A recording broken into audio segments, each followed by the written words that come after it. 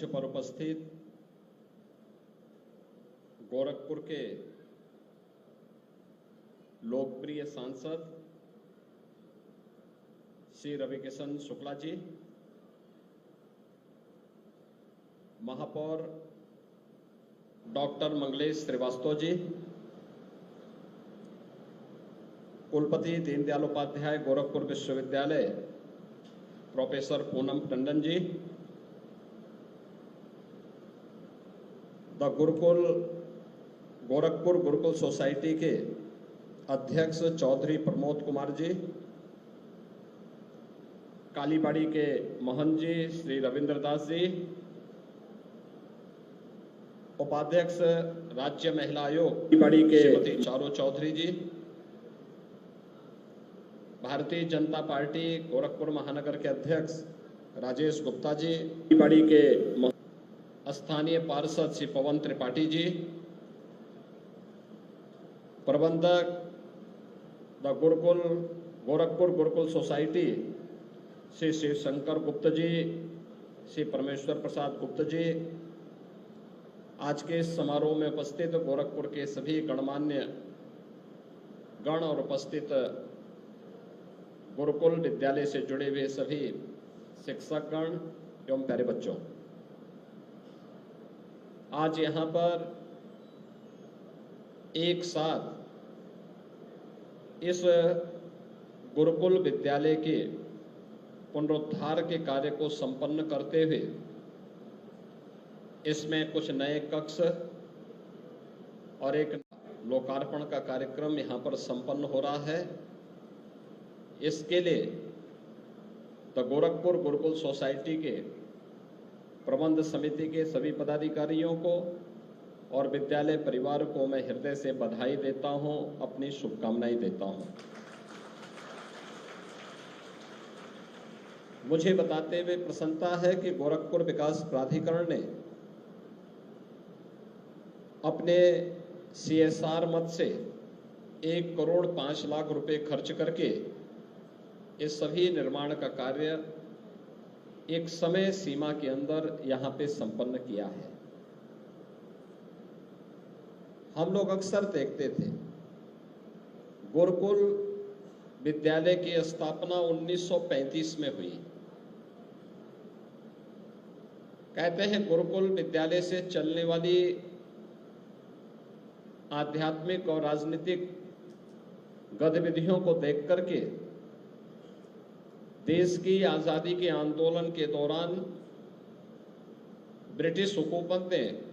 5 वर्ष तक इस संस्था को बंद करके भी रखा, लेकिन उस सब के बावजूद फिर से यह संस्थान उस प्रकार का स्वरूप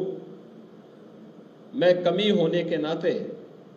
लगातार छात्रों की संख्या भी कम हुई और समय के अनुरूप उस प्रकार के संसाधन जुटने में कठिनाई होने के कारण संसाधनों के अभाव में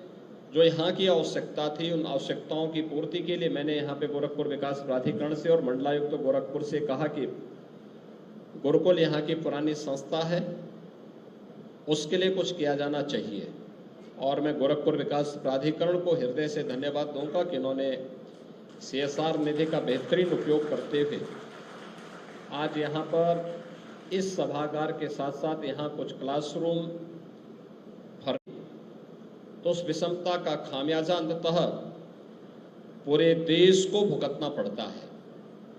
ये विषमता सामाजिक हो या आर्थिक, हर हाल में इस विषमता को हमें दूर करने के लिए आगे आना होगा, क्योंकि विषमता हमेशा लोगों को तमाम प्रकार की संकीर्णताओं के दायरे में कैद करके रखती है और एक बड़े तबके को सुविधाओं से वंचित करके रखती है। ये हमारा प्रयास होना चाहिए कि चाहे वह सामाजिक विषमता हो या आर्थिक विषमता, इसको जितना न्यूनतम करने में हम योगदान दे सकते हैं,